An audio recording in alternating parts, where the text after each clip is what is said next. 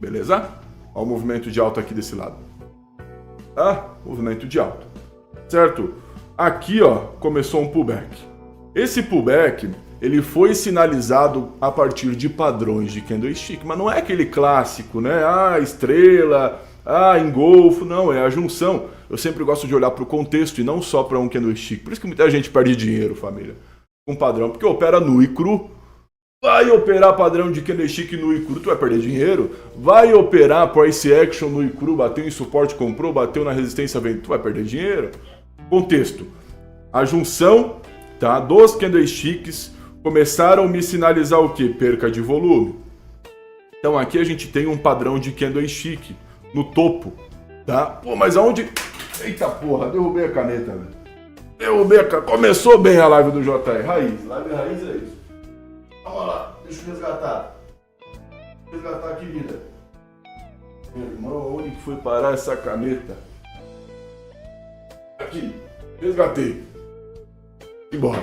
Agora vai.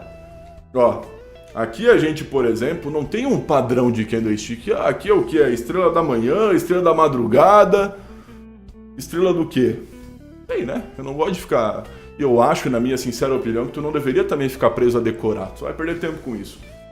Olha o contexto, né? A junção dos candlesticks profissionais, família, que operam ações, super alavancado, operam os mais diversos índices, não ficam, pô, apareceu um padrão de fundo, vou comprar. Não, velho, isso daí é coisa de trader do YouTube, né?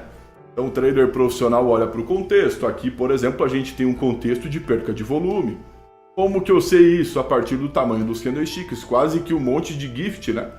Um monte de doji, né? Quase que um monte de doji aqui no topo. Então aqui a gente tem um contexto, tá? Que a gente pode chamar de padrão de candlestick também, por que não? O que é um padrão de candle?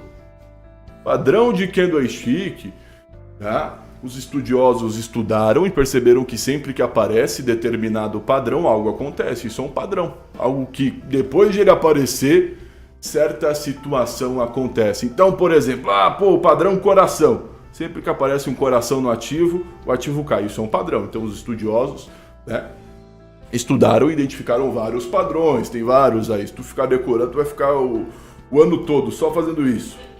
Tá? Eu gosto de contexto. O que a junção dos candlesticks querem me contar. Então aqui no topo, depois de uma pernada muito forte, olha só o tamanho dessa pernada. Ela tá com um pouco de falta de resolução essa imagem, normal, tá? Não é o teu PC que tá zoado, não. Então, pernada de volume, tá? E aqui começa a me fazer um candle, 2 candle, 3 candle, 4 candle, 5 candle e começa o pullback. Certo? Então o contexto me sinaliza a perca de volume. E isso em um movimento de alta,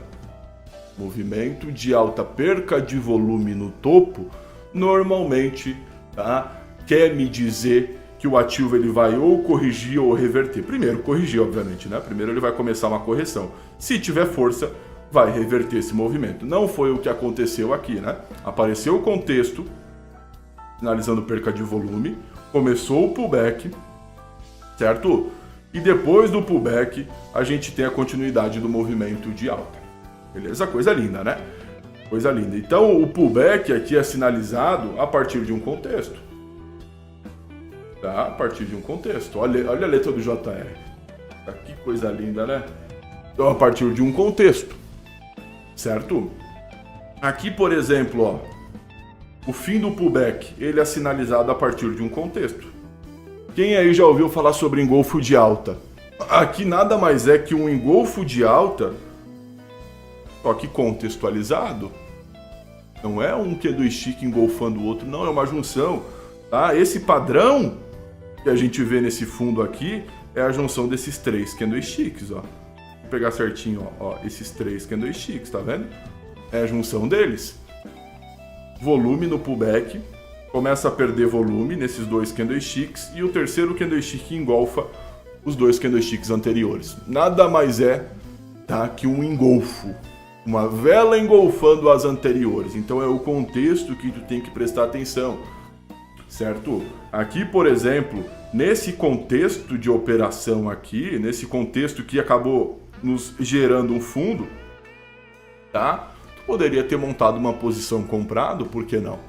Né? Os ativos antes, ó, se a gente olhar antes aqui, ó, eles tinham bastante volume vendedor. Olha as velas de venda aqui, como tem volume. Logo começou a perder volume. Tá? Depois um candle altista apareceu. Presta atenção também nos pavis, ó, os pavis te contam a briga dos candlesticks. Olha eles brigando aqui nesse fundo. Aí um candle vem igual os anteriores, certo? Então, tanto o início de uma correção quanto o fim dela, possivelmente vai ser sinalizada com um contexto de candlesticks, né? Um contexto de candlesticks, querendo te contar uma história ou querendo te sinalizar determinada briga, como é aqui, né? Briga, certo? Então a gente vê muito os padrões de candlestick, tá? No nosso dia a dia, e só que em forma de contexto, não é aquele clássico, né? Ah, porra, coisa linda, martelo. Ah, pô, martelo invertido. Então eles até aparecem, né? Padrões que tu conhece, eles aparecem, só que em forma de contexto. Então, em forma de contexto, né? Essa paridade aqui, eu busquei um trading depois do rompimento, quase que de uma bandeira aqui, né? Se a gente vê, tem uma bandeira aqui, ó. Né? Não sei se tu consegue visualizar uma bandeira aqui, mas eu busquei uma operação aqui, pós-rompimento dessa estrutura, com um contexto de candlestick no fundo. Um contexto de candlestick no fundo, tá? Um contexto de candlestick. E olha só que legal. Os pavis, muita gente chama de sombra, né? Sombra. Eles te contam a briga dos candlesticks. Então olha como os pavis a partir do fundo começaram a ficar... Lembrando, a imagem está com uma resolução ruim mesmo, tá? Olha como os pavis começaram a ficarem ascendentes, né? Sempre subindo, ó, os pavis. Demonstrando que essa briga, tá? O saldo dessa briga é positivo, né? Ascendendo. Olha só como ele toma a porrada da média aqui, certo? Como ele toma a porrada da média aqui. Então, existem vários nomes de padrão de candlestick. Eu acabei decorando a maioria meio que de forma automática, né? Mesma coisa a tabela periódica. Eu não queria decorar, mas como eu fiz uma formação nas antigas, para quem não me conhece muito bem, aí é novo na Revolução, já está reformado em Química, né? Então, como eu fiz uma formação focada em Química nas antigas, acabei decorando de forma automática, né, a tabela periódica, os principais elementos ali. Mesma coisa aqui, tá? Muito tempo de mercado, tu acaba decorando, né, os principais padrões, mas o que tu não pode é ficar nessa fixação alucinada em descobrir novos padrões ou ficar tentando decorar eles mesmo, né, lendo e não, vou decorar, não. De forma automática tu vai pegando os principais e na minha opinião, na minha mais sincera opinião, tu não precisa nem decorar, tu tem que entender o que ele quer te dizer. Então às vezes tu nem sabe que isso daqui, né, é um padrão, tu nem sabe que isso daqui é um martelo, nem sabe que isso daqui é um martelo invertido, não importa, velho. Tem que entender o que ele quer te dizer, certo? Então aqui, o início do pullback é sinalizado com um contexto de padrão, 3 candles perdendo volume e depois o rompimento, né, para baixo. Início de uma correção. E o fim da correção é sinalizada por um contexto de fundo. Então, contexto de topo, contexto de fundo. Formação de topo, início do pullback, formação de fundo, rompimento do pullback e continuidade do movimento, certo? E continuidade do movimento. Então, vou mostrar mais exemplos, mas os padrões de candlestick, tu tem que começar a olhar eles nessa forma de contexto, tá? Nessa forma de contexto, vai se tornar bem mais assertivo. Às vezes, por exemplo, forma contexto em suporte, forma contexto em resistência, certo? Então, o que seria um contexto em suporte, né? Pode aparecer das mais diversas formas. Uma forma muito comum que aparece em um suportezão estável, aquele que tu traçou vai em M30. Aí o ativo vem, tá? E começa a testar a região, tá? E perder volume. Ó, contexto de suporte, tá respeitando o suporte. Tá? Tu não vai sair comprando, vendendo de forma alucinada, como possivelmente tu já fez. Ah, apareceu um martelo no fundo. É muito comum, né? Apareceu um martelão no fundo, vou comprar. Acho que tu não tem que se basear nu e cru assim nos padrões. Apareceu o martelo no fundo, espera o contexto, espera mais um candle engolfar ele, aí tu tem um contexto de 2 candlesticks já, né? Um martelão aqui e um candle engolfando o martelo. Então, às vezes aparece contexto em suporte, né? Perca de volume no suporte, né? Fica fazendo gift, fica fazendo dojizinho e do nada, tá? Acontece o rompimento. Então, às vezes aparece contexto no suporte, aparece contexto na resistência, mas é sempre importante tu esperar a junção. Caso contrário, muitas vezes tu é pego pela volatilidade, né?